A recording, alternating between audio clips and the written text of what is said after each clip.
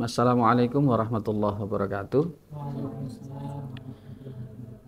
Innal hamdalillah nahmaduhu wa nasta'inuhu wa nastaghfiruh wa na'udzu billahi min syururi anfusina wa min sayyiati a'malina.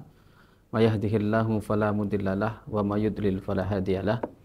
Asyhadu an la ilaha illallah wahdahu la syarikalah wa asyhadu anna Muhammadan 'abduhu wa rasuluhu la nabiyya ba'dah. Allahumma shalli wa sallim wa barik ala sayyidina Muhammadin wa ala alihi wa sahbihi ajma'in, amma ba'd. Para pemirsa Onugri TV yang dimuliakan Allah dan juga para mahasiswa-mahasiswi, santriwan santriwati yang hari ini juga hadir di ruangan podcast ini. Alhamdulillah Allah Subhanahu wa taala memberikan kesempatan kembali untuk kembali kita pada program Ngaji Turos, yang dalam hal ini kita insya Allah akan mengkaji kitab Risalah Al-Mustarsyidin karya Syekh Al-Imam Al-Haris bin Asad Al-Muhasibi rahimahullah ta'ala, nafa'ana Allahu bihi wa bi ulumihi fi darini wa jazahullahu anna khairan. Bismillahirrahmanirrahim. Wa kun qailan bil haqqi, dan jadilah orang yang berkata dengan kebenaran, amilan bihi, beramal dengan kebenaran itu atau berbuat dengan kebenaran itu. Yazidkallahu nuran wa basiratan, niscaya Allah akan menambahkan cahaya nur wa basiratan dan cahaya hati. Wala takun mimman ya'muru bihi wa yan'a anhu, wala takun, dan janganlah engkau mimman termasuk di antara orang yang ya'muru bihi, memerintahkan dengan al-haq itu, wa yan'a anhu, tetapi menjauhi dari kebenaran tersebut. Fatabu abi ismihi, maka engkau akan menempati dengan dosanya itu. Wa tata'arradu limaktillah, dan terpapar dengan murkanya Allah Subhanahu wa taala. Qala Allah Ta'ala, atau qala Allah Azza wa Jalla, Allah berfirman, kabura maktan indallah an taqulu ma la taf'alun. Dosa besar di sisi Allah orang yang berkata tetapi tidak mengerjakannya. Kalian berkata tetapi tidak mengerjakannya. Wa qala Rasulullah sallallahu alaihi wasallam, dan bersabda Rasulullah Muhammad sallallahu alaihi wasallam, man wa'ada wa lam yatta'id, siapa yang memberi nasihat tetapi dia tidak bisa mengambil nasihat itu, wa zajara wa lam yanzajir, dan dia menegur tetapi tidak bisa menerima teguran itu, wa naha wa lam yantahi, dia melarang tetapi dia sendiri tidak bisa menjauhinya, fahuwa indallahi minal khaibin, maka dia di sisi Allah termasuk di antara orang-orang yang gagal. Nah, ini hari ini kita berarti membahas tentang konsistensi antara perkataan dan perbuatan. Selain itu kita diminta untuk berkata kebenaran dan beramal dengan hal tersebut.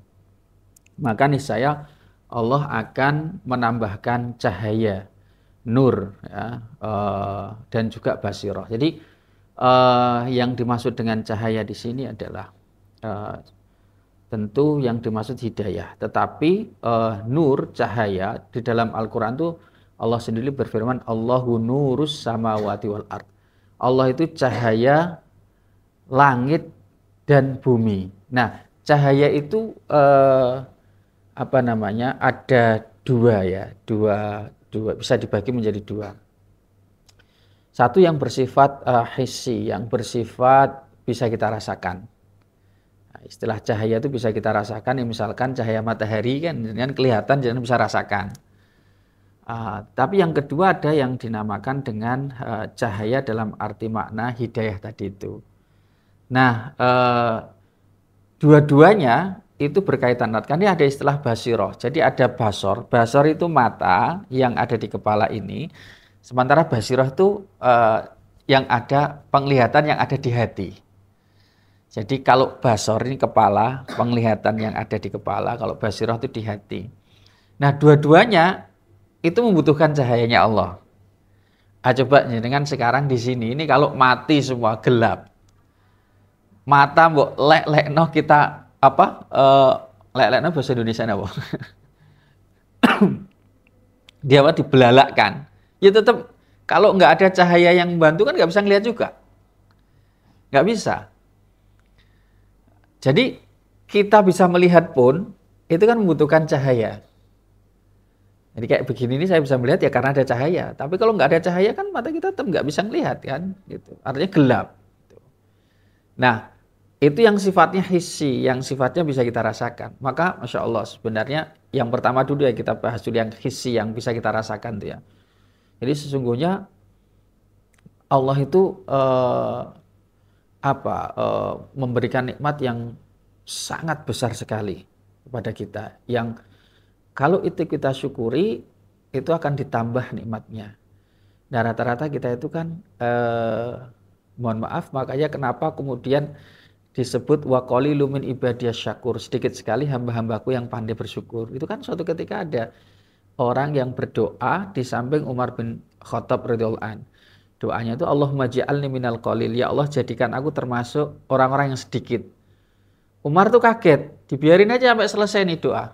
Nah setelah selesai berdoa, lalu kemudian ditanya, kamu kok doamu aneh saya dengar. Ya Allah jadikan saya termasuk orang yang sedikit. Nah kata orang ini, dia bilang, bukankah Allah berfirman wa qalilum min ibadiyas syakur, sedikit sekali orang-orang yang pandai bersyukur. Makanya saya pengen menjadi orang yang sedikit itu. Nah ternyata betul.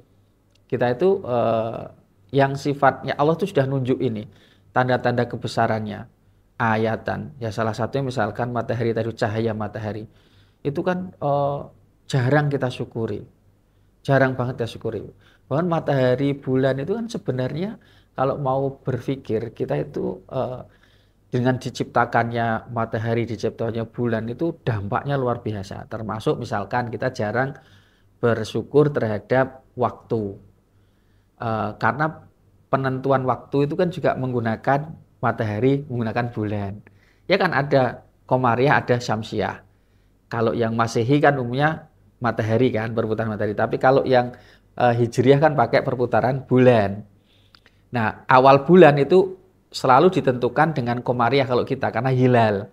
Tapi kalau awal hari itu sering ditentukan oleh matahari. Maka ada istilah syurukus syamsi, terbit matahari. Surukan, kalau tenggelam namanya huruf. Ya, itu kan matahari juga.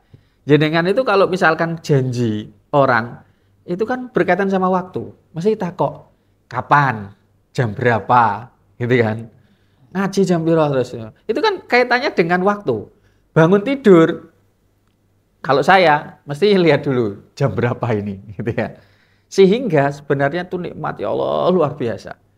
Cuma jarang sekali kita bersyukur ya. Makanya sampai disebut wa in ta'uddu nikmatallahi la tuhsuha. Kalau kamu mau ngitung nikmat ya Allah tuh nggak akan bisa. Nah, ini termasuk salah satunya, ini yang disebutnya Allahun Nur. Jadi Allah itu cahaya as-samawati wal ard. Cahaya langit-langit dan bumi. Nah, yang sifatnya hissi bisa kita rasakan. Tapi yang kedua itu dimaknai oleh ulama, yaitu cahaya hati. Cahaya hati yang masuk ke dalam jiwa kita, kolbun kita. Nah, itu cahaya yang masuk situ, itu cahaya hidayah yang diberikan untuk orang-orang yang beriman. Nah, itu bisa didapatkan kalau kita ini konsisten antara yang kita katakan dengan yang kita perbuat. Artinya kalau di sini, kalau kamu mengatakan A, ya perbuatanmu juga harus A. Kalau mengatakan B, ya perbuatanmu harus B. Maka katakanlah yang hak dan beramal dengan itu. Karena itu, apa istilahnya ya, banyak sekali kemudian inkonsistensi yang nanti kita akan lihat. Hati itu setidaknya dibagi menjadi 4. Nanti akan kita baca satu hadis Rasulullah bahwa kondisi hati kita ini itu ada 4. Dan itu akan mempengaruhi juga perilaku kita. Makanya kalau di sini Allah sendiri memberikan perumpamaan ya. Cahayanya itu seperti masalun nurihi kamishkatin fiha misbah. Jadi al-misbahu fi zujajah. Az-zujajah itu ka'annaha kaukabun duriyun. Yuqadu min syajaratin mubarakah zaitunah, dan seterusnya la syarqiyah wala gharbiyah. Itu gambarannya itu kalau jangan lihat ublik. Tahu ublik nggak? Tahu ya yang ya itu. Jadi kayak gitu kan anak semprongnya ya, ada semprongnya itu macam begitulah supaya kemudian dia apa namanya lebih terang lagi sehingga ada itu gambaran lentera lah istilah. Gambarannya cahayanya Allah itu dan nanti minyaknya itu minyak yang berbeda karena di sini disebut mubarokah. Bahkan berasal dari sajaroh, sajarohnya mubarokah, zaitunah. Ya, zaitunah itu apa namanya minyaknya. Sehingga di sini juga gambarannya seperti kaukabun duriyun itu seperti bintang yang memang terang sekali. Nah, kalau itu gambaran dari yang sifatnya hissi, yang sifatnya non fisik, yang sifatnya fisik, maka yang sifatnya non fisik itu Allah berfirman yahdi. Jadi yahdi apa di sini disebutkan yahdillahu linurihi mayyasha. Allah menunjukkan memberi hidayah dengan cahayanya itu kepada siapa yang dikehendakinya.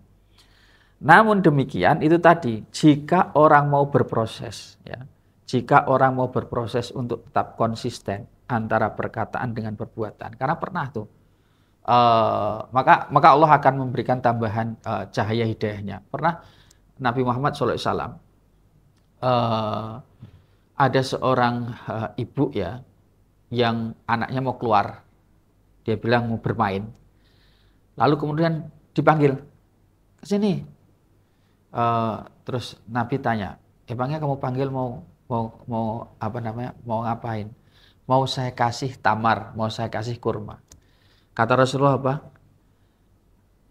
Kalau tidak kamu kasih ya, karena itu sebagian dari hutang.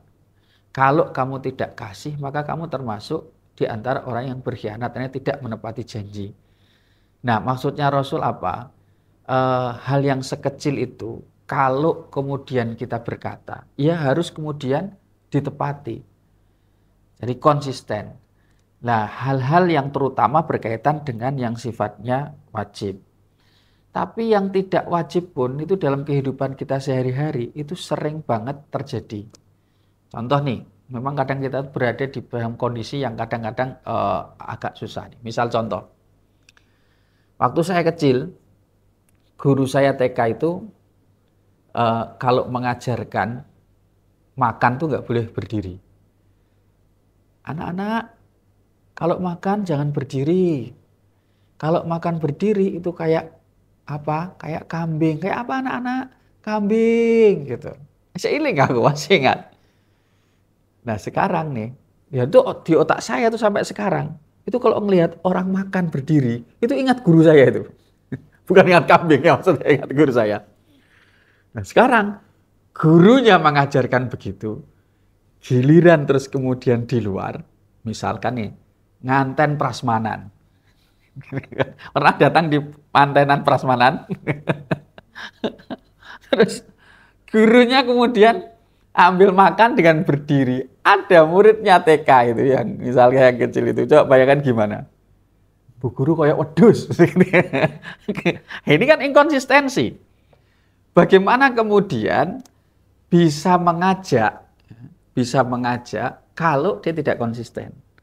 Nah, di sini ini disebutkan begitu. Makanya disebut kabura maqtan indallah an taqulu ma la taf'alun. Dosa besar sekali kamu berkata tapi tidak mengerjakan. Tentu ini kaitannya sama orang munafik ya. Tetapi di saat yang sama ini menjadi pelajaran yang sangat sangat berat sekali karena seringkali kadang-kadang lisan ini terlalu enteng untuk mengucapkan tapi di saat yang sama kemudian kita tidak bisa mengerjakannya. Makanya kemudian di sini ini saya ambilkan dalam satu hadis ya, bahwa ada hati itu dibagi menjadi 4. Jadi 4 tipologi hati yang diriwayatkan hadis ini oleh An Abi Sa'id Al-Khudri qala. Abi Sa'id Al-Khudri itu berkata qala Rasulullah sallallahu alaihi wasallam. Rasulullah SAW itu bersabda, al-qulubu arba'atun. Hati itu terbagi menjadi 4. Qalbun ajradu fihi mithlus siraj yushir. Qalbun ajrad. Qalbun ajrud itu hati yang bersih. Ya. Di dalamnya itu mislus siraj, yuzhir, seperti cahaya yang kemudian memantulkan gitu ya, memantulkan cahayanya. Wa qalbun aghlafu marbutun ala ghilafihi. Hati yang kedua, ini tipologi hati. Tipologi hati yang tertutup dengan penutup. Jadi terikat lagi. Wa qalbun mangkusun. Hati yang terbalik. Wa qalbun musfah. Dan hati yang berlapis, bahasanya begitu ya, kalau diterjemahkan sederhana. Nah, fa'amal qalbul ajradu fa qalbul mu'min. Hati yang ajrad, yang bersih, itu hatinya seorang mukmin. Yang tadi dibilang, kalau di sini, kalau kita kemudian berkata, lalu kemudian konsisten dengan perkataan kita dan mengerjakannya, maka Allah kemudian akan meletakkan cahaya di dalam hati kita. Nah ini hati seorang mukmin seperti itu. Faqalbul mu'min sirajuhu fihi nuruhu. Jadi inilah hati seorang mukmin. Maka semakin kemudian dia konsisten, ada yang hak lalu kemudian dia konsisten dengan yang dia katakan itu, semakin kemudian cahayanya semakin besar sekali. Mendapatkan hidayahnya semakin besar sekali. Pernah lihat Mbak, wong nyuluh kodok? Pernah nggak? Pernah nggak lihat orang yang nyari kata itu di sawah itu? Kan sini itu pakai senternya kan tua sekali ya. Itu gambaran secara hissi cahaya itu. Nah hati juga gitu. Kalau dia kemudian cahayanya besar sekali, maka akan sangat nampak sekali hal-hal yang kemudian batil, yang tidak pas. Maka kata Imam Ghazali, ibarat cermin hati itu. Ya dengan lo bercermin, datang cermin. Kalau cerminnya kotor, kelihatan nggak muka kita? Nggak kelihatan. Tapi coba dibersihkan. Wah, kowe tok jelas yo. Jerawat yo ketok jelas, sama semua jelas. Nah, kata ulama itu karena mendapatkan cahaya. Jadi cermin itu ada cahayanya, memantulnya tuh kelihatan jelas sekali. Nah, hati itu kayak gitu. Ketika dia semakin besar gitu ya, cahayanya begini, maka akan sangat terlihat jelas sekali. Ini hak, ini batil. Ya mohon maaf nih, ya nanti kita sedikit akan singgung di sini. Karena kadang-kadang kita ditutupi oleh rasionalistik, cara berpikir rasional. Saya kemarin itu, ini kisah ya, dapat amanah. Sebenarnya saya itu bukan seorang psikolog, saya nggak pernah belajar psikologi. Saya bukan psikiater, saya nggak pernah belajar terkait dengan kejiwaan. Tapi saya diminta untuk menjadi mediator seorang anak yang mengancam ibunya sampai untuk dibunuh dan kekerasan fisik. Ibunya sampai kemudian nggak bisa tidur di rumah, sudah hampir 1 minggu gitu ya. Lah, saya bilang kan masih banyak psikolog Pak, kan masih banyak psikiater. Sudah Pak Ustadz, dia sebutkan nama psikolognya, terus sampai ke Surabaya juga, tapi mental. Ya sudahlah, bismillah. Yang saya hadapi itu anak cerdas sebenarnya, sangat cerdas sekali. Tetapi cara berpikir yang menurut saya keliru. Jadi cara berpikir yang transaksional. Jadi memang anaknya cerdas banget. Dia merasa hidup ini nggak ideal sekali. Nah ini menjadi penting sekali ya gini. Kadang itu kita tuh disalahkan, merasa benar. Maka ada istilah gini, setan itu kalau nggak bisa membuat kamu jahat, maka membuat kamu merasa dirinya paling benar. Ya kayak anak ini, yang merasa dulu dia merasa disiksa sama ibunya dalam proses dibesarkan, dihitung. Nah sekarang saatnya saya membalas.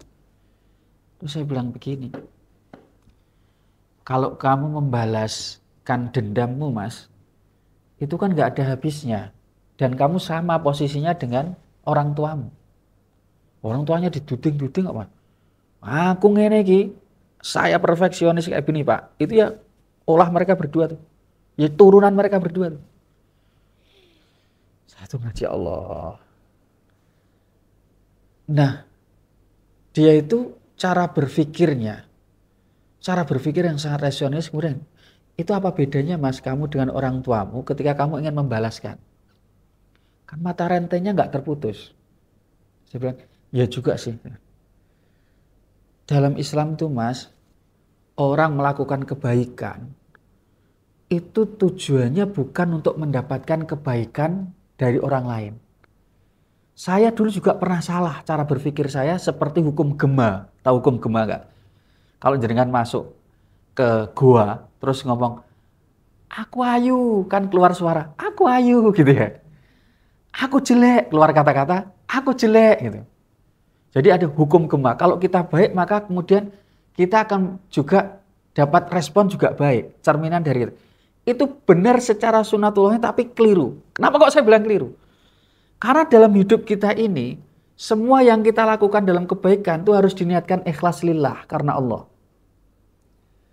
Kalau kita berbuat baik, maka tidak ada yang lain kecuali kita menginginkan ridhonya Allah. Sehingga ketika kemudian kita mendapatkan balasan yang tidak sesuai ekspektasi kita, ya nggak apa-apa. Tugas kita itu hanya berlaku baik, mencari ridhonya Allah. Kan banyak toh, nyun sewu ya mas mbak, kita kan berbuat baik tapi tidak sesuai dengan ekspektasi kita. Berbuat baik, matur nuwun enggak kok. Terima kasih aja enggak kok. Ini kan siap-siap kecewa gitu. Nah ini, terus akhirnya dia bilang ini, iya ya, otakku berarti dijajah Yahudi.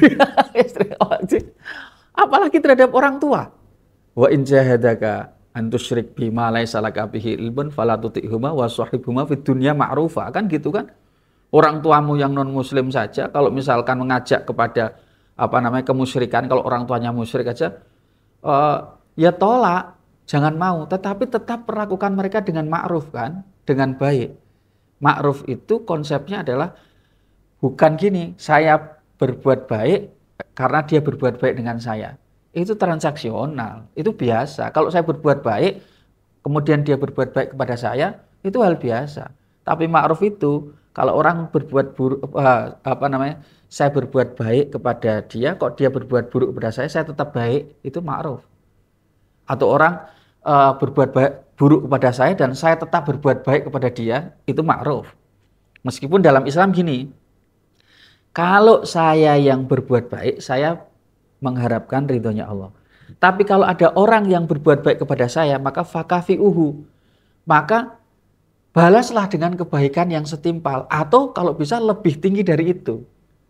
Konsepnya beda ya. Jadi ya, kalau saya berbuat baik, maka niatnya adalah karena Allah, saya tidak harus mendapatkan balasan sesuai dengan ekspektasi saya atau saya mengharapkan balasan dari dia. Tapi ketika orang berbuat baik kepada saya, maka saya punya kewajiban membalas kebaikannya. Kalau nggak bisa didoakan. Jadi pahami ya. Nah, jadi pola pikir yang kayak gitu itu adalah pola pikir qalbun mukmin. Orang yang hatinya disinari cahaya oleh Allah. Maka munculnya adalah rasa belas kasih kepada sesama. Belas kasih. Munculnya belas kasih. Bukan sebuah kebencian. Nah, itu hati seorang mukmin. Karena dia tidak merasa dirinya benar sendiri. Oke, sip. Saya lanjutkan. Lalu kemudian hati yang kedua, amal qalbul al-aghlafu fa qalbul kafir. Hati yang tertutup itu adalah hatinya orang kafir. Artinya tertutup. Kafaro itu memang, kafaro itu menutup mas. Namanya kafaro itu menutup. Jadi kafir itu tertutup hatinya. Jadi dia tidak bisa melihat misalkan tanda-tanda kebesaran Allah. Itu tidak bisa terlihat. Tertutup. Wa kafir anna sayyiatina, itu ya Allah tutuplah keburukan-burukan kami. Artinya elek isik tapi ditutup gitu loh. Kalau kemudian ghafaro ya, misalkan Allahumma gfirli gitu ya. Itu ghafaro itu mikfar itu kayak tameng gitu loh Mas, kayak tameng. Jadi umpama disabet ditameng kan enggak kroso. Jadi Rabbana gfir lana dzunubana misalkan wa kafir anna sayyiatina, itu punya makna yang berbeda ya. Tapi secara umum ya kita memohon ampunan kepada Allah. Selama ini kan kita artikan ya ampunan kan gitu. Nah, Nah, orang kafir itu yang di sini disebut adalah hati yang kemudian tertutup betul. Wah, ini kalau udah ini susah sekali. Nggak ada cahayanya, itu susah banget. Wa ammal qalbu al mangkus, adapun kemudian hati yang kemudian terbalik itu faqalbul munafik. Ini hati orang yang munafik. Ya Allah, ini yang berat ini. Arafa tsumma angkaro. Jadi dia tahu kebenaran nih, tapi kemudian dia mengingkarinya. Misal contoh, mohon maaf nih, yang lagi rame nih. Logika sederhananya kan gini, kalau laki-laki boleh poligami, kenapa perempuan nggak boleh poliandri? Ya Mas, kalau laki-laki boleh poligami, kenapa perempuan nggak boleh poliandri? Secara hak asasi manusia itu keliru. Harusnya perempuan boleh poliandri. Wedok siji lanange papat. Ya Allah, ya Allah. Inilah Mas, kalau hati itu subhanallah. Inilah pendekatan kalau kemudian perlunya memohon kepada Allah, ihdinas siratal mustaqim. Ya Allah, tunjukkan saya jalan yang lurus. Kayak itu logis. Kayak itu logis. Pak, kenapa saya harus dilarang mencintai sesama jenis, Pak? Bukankah Allah Maha mencintai? Sehingga Maha cinta itu tidak harus dikotomikan lawan jenisnya. Kan sekarang itu karena yang normal itu orang nikah dengan lawan jenis, Pak. Andaikan kemudian mayoritas itu menikah sesama jenis, maka yang kelainan itu yang menikah lawan jenis, Pak. Aduh. Coba cara berpikir gini. Andaikan. Tapi ya terus ya nggak mungkin toh proses kemudian keturunan dan yang lainnya itu kan tetap berproses dengan lawan jenis toh, nggak mungkin sesama jenis. Ya Allah, ya makanya begini nih ya. So, kadang syahwat, nafsu, inilah yang menutupi. Nah, kalau yang di sini maka orang munafik ini tahu kebenaran tapi dimungkiri. Nah, di sini juga amal qalbul misfah fa qalbun fihi iman wa nifaq. Nah, kalau yang hati yang disebut sebagai hati yang berlapis ini, di dalamnya itu ada iman, di dalamnya ada kemunafikan. Nah, nanti seperti wa masalul imani fihi kamasalil baqlati yamudduhal ma'ut thayyib. Jadi seperti sayuran yang kemudian dapat aliran nutrisi dari air yang bagus. Tumbuhnya bagus. Tapi wa masalun nifaqi fihi kamasalil qurhah yamudduhal qayhu wad dam. Nah, nutrisinya itu seperti luka. Kalau yang satu munafik, nifak di dalam hati nifak itu seperti darah sama nanah. Kan ini farmasi nih, orang kesehatan tahu persis kan. Nah, darah dan nanah. Dua hal itu kan berkaitan erat. Yang satu darah, satu nanah. Fa ayul maddataini ghalabat alal ukhra ghalabat alaihi. Mana sekarang yang lebih menguatkan? Darahnya kah atau nanahnya? Kalau darahnya, maka dia akan menang. Artinya imannya yang menang. Tapi kalau sakitnya nih, nanahnya ini, maka dia kalah. Jadi sifat nifaknya, munafiknya yang kemudian justru akan mendominasi. Nah ini na'udzubillah, tsumma na'udzubillah. Maka salah satu ciri yang paling sederhana disampaikan Rasulullah di sini, iso nasihati, tapi gak gelem nampa nasihat. Mau bisa menasihati, tapi tidak bisa menerima nasihat. Banyak itu. Orang pintar nasihati, tapi menerima nasihat itu berat. Betul enggak sih? Anak bahasa itu kata orang, nasihat itu seperti membasuh orang pakai sabun sementara orangnya itu luka. Korengan misalnya. Itu perih. Makanya nggak mau orang dinasihati itu. Makanya kemudian kok dia dinasihati orang nggak mau, bisa nasihati dinasihati orang nggak mau. Ah ini ciri-ciri nih, berhati-hati nih. Negur tapi nggak mau ditegur. Nah, sering nggak? Pinter negur, pinter ngeritik tapi dikritik nggak iso. Ah ini tipe-tipe ini yang nggak bisa menerima masukan. Sukanya ngasih masukan nih. Sukanya ngeritik nih. Tapi ketika dikritik, dia nggak mau, nggak bisa. Ah berhati-hati nih. Rasul itu sederhana sekali tuh. Ngasih apa namanya? Apa istilahnya? Ngasih indikator lah gitu. Melarang, bisa nih larang, tapi dirinya sendiri nggak bisa. Misalnya contoh, mohon maaf ya, ngelarang anaknya main HP terus. Kerjaan scroll TikTok aja. Dianya sendiri scroll TikTok. Ya, sewu. Ini contoh sederhana. Kadang kita itu mudah melarang, tapi di saat yang sama nggak bisa untuk diri kita sendiri. Nah itu yang harus kemudian menjadi tanda-tanda ini. Maka disebut sebagai khoibin tuh, orang-orang yang gagal gitu, yang rugi. Nah makanya ini indikator kita. Kalau kita kemudian bisa konsisten, kalau itu hak lalu kemudian kita beramal, maka insya Allah hati kita ini masuk kategori hati orang-orang yang mukmin. Mudah-mudahan seperti itu. Amin amin ya rabbal alamin. Saya kira apa yang saya sampaikan ini mudah-mudahan memberikan manfaat kepada saya. Masih ada waktu mboten Mas? Masih?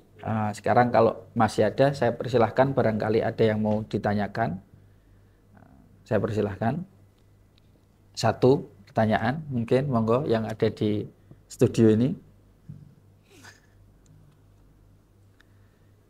Tidak ada? Nah, jalan satu-satunya ini saya tambahkan sedikit. Di sini, wala tukhalid illa aqilan taqiyan, wala tujalis illa aliman basiron. Nah, untuk kemudian berikutnya beliau jangan bercampur atau berteman lah, kecuali orang yang berakal tapi bertakwa. Akalnya saja, yaitu kayak tadi, seperti kayaknya rasional toh. Allah maha mencintai. Poliandri kenapa harus kemudian dilarang, kalau poligami boleh. Tapi harus ada secara dia intelektualnya bagus, cerdasnya bagus, rasional, tapi harus taqiyan. Taqi. Pendekatan takwa itu ada di dalam hati sini. Takwa itu at-taqwa hahuna kata Rasul. Takwa itu ada di dalam hati sini nih. Jadi rasa takut kita kepada Allah ada di dalam sini nih. Takwa. Makanya cahayanya ada di dalam sini. Nah, kalau tidak dibarengi yang takwa begitu, ya susah gitu. Makanya kalau berteman istilahnya di sini, jangan kamu berinteraksi. Khalid itu ya benar-benar teman akrab, teman baik, terus yang sering kita berinteraksi. Kalau mau cari yang kemudian yang benar-benar akilan, memang dia berakal, cerdas, tapi juga bertakwa. Karena kalau hanya sekedar rasionalistik, itu membahayakan sekali. Karena tidak semuanya yang bersifat rasional itu ya, itu terus kemudian benar. Ukurannya kebaikan itu adalah kebaikan yang disyariatkan. Ini jadikan standar. Sesuatu yang baik adalah yang baik menurut syariat. Sesuatu yang buruk adalah buruk menurut syariat. Meskipun kategori ma'ruf dan mungkar itu rasional. Karena ma'ruf itu disebut baik, karena ma'ruf itu sesuatu yang sudah banyak diketahui orang, ma'ruf namanya. Secara akal sehat benar, misalkan contoh orang memberi baik, semua orang paham. Dan secara hati diterima. Mungkar juga begitu. Mungkar, mohon maaf, secara akal sehat dia tertolak. Tapi di hati juga begitu. Tapi kategorinya syariat itu juga begitu sebenarnya. Mohon maaf nih, yang kasus tadi saya sebutkan. Misalkan cinta sesama jenis. Toh juga faktanya. Ini silakan jangan cek perkataan Dr. Dewi Inong itu ya, spesialis kelamin, kulit dan kelamin itu ya, yang sudah berapa lama beliau menangani kasus-kasus seperti itu.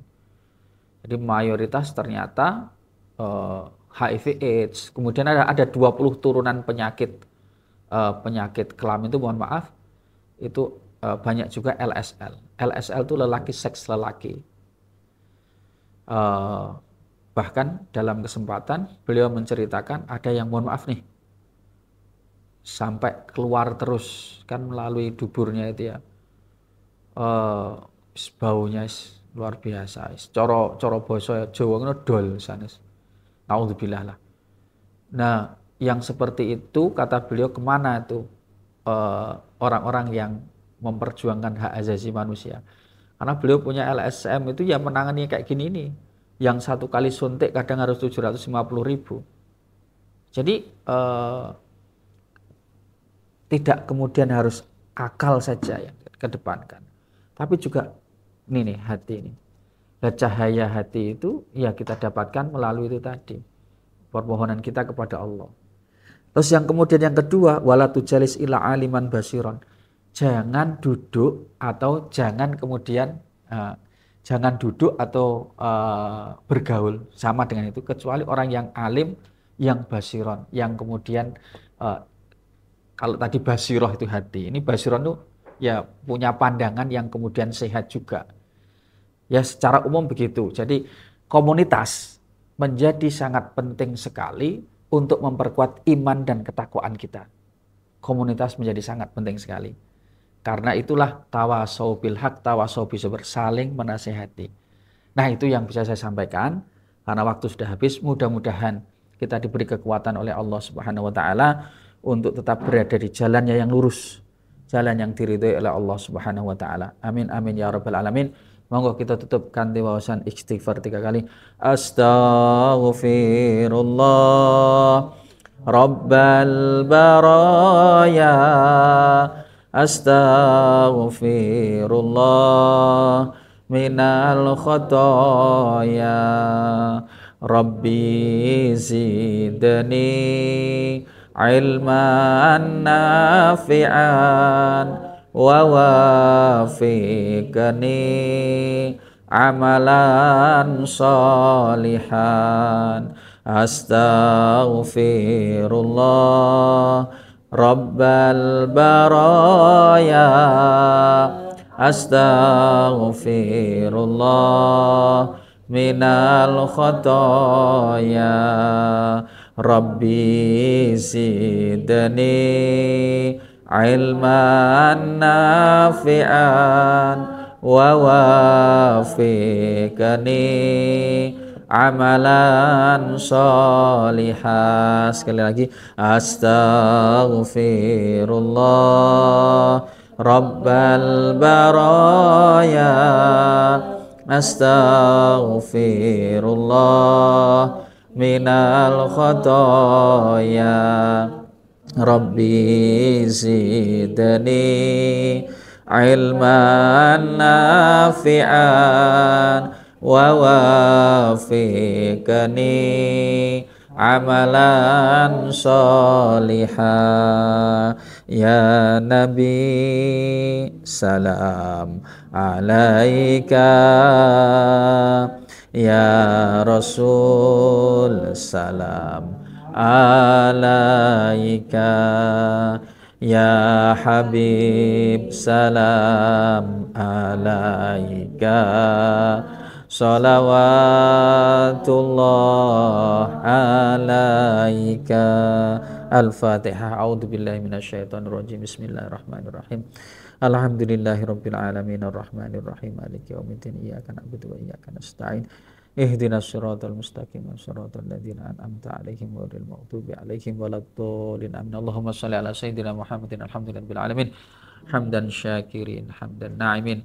Hamdan yuafi ni'amah wa yukafi'u mazidah. Ya Rabbana lakal hamdu kama yanbaghi li jalali wajhika wa 'azimi sultanik. Rabbana la tuzigh qulubana ba'da idh hadaitana wa hab lana min ladunka rahmah innaka antal wahhab innaka antal wahhab innaka antal wahhab. Allahumma ajirna minan nar wa min adzabin nar wa min kulli amalin yuqarribuna ilan nar wa adkhilnal jannata mal abror ya azizu ya ghaffar ya azizu ya ghaffar. Allahumma ja'al jam'ana hadha jam'an marhuma wa tafarruqana min ba'dihi tafarruqan ma'suma wa la taj'alna fina ya Allah syaqiyyan wa la mahruma. Rabbana atina fid dunya hasanah wa fil akhirati hasanah wa qina adzabannar. Subhana rabbika rabbil izzati amma yasifun wa salamun alal mursalin walhamdulillahi rabbil alamin. Pangapunten ingkang kathah wallahul muwaffiq. Assalamualaikum warahmatullahi wabarakatuh.